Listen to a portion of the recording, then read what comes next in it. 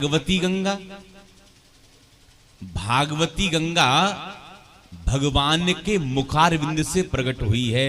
भगवता प्रोक्तम भागवतम। सबसे पहले हमारे भगवान श्रीमन नारायण प्रभु ने चतुश्लोकी भागवत श्री विधाता ब्रह्मा को श्रवण कराई और विधाता ब्रह्मा ने यही भागवत की कथा अपने पुत्र देवर्षि नारद को श्रवण कराई।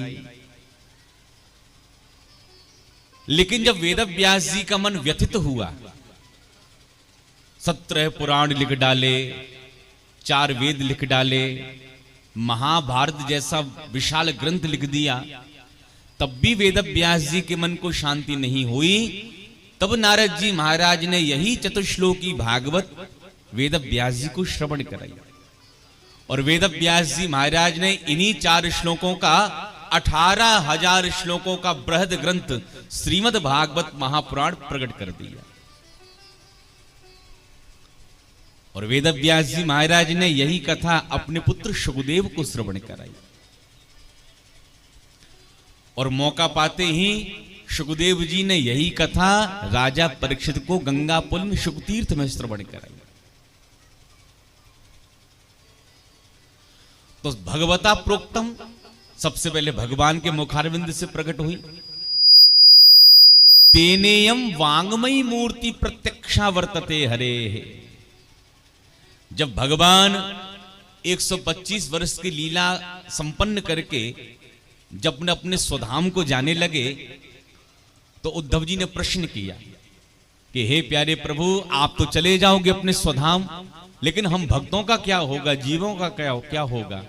तब भगवान कहते हैं मैं अपने स्वरूप को परिवर्तित कर लूंगा।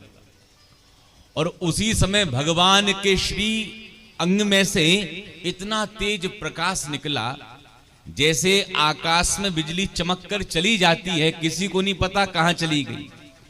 उसी प्रकार स्वकीयम यद भवे तेजः तच्च भागवते दधात। वही भगवान के श्री अंग का तेज श्रीमद् भागवत में आके विलीन हो गया है।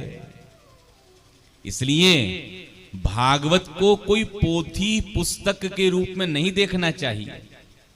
ये भगवान का ग्रंथावतार हुआ है, ये भगवान का वांग्मय विग्रह है।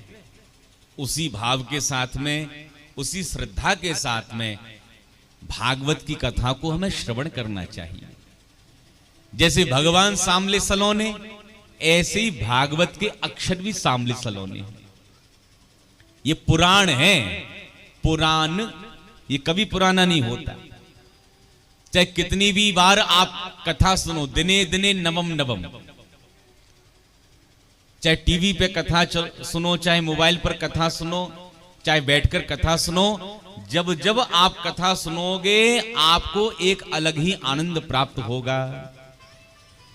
जैसे गंगा मैया न जाने कब से बह रही है, लेकिन जब भी आप डुबकी लगाओगे गंगा जी में, आपको प्रत्येक डुबकी पर नित्य नवीन जल प्राप्त होगा। उसी प्रकार कथा तो न जाने कब से हो रही है भागवत जी की, लेकिन जब भी आप कथा श्रवण करते हो एक आपको अलग ही आनंद प्राप्त होता है। प्रेम से बोलिए राधे राधे।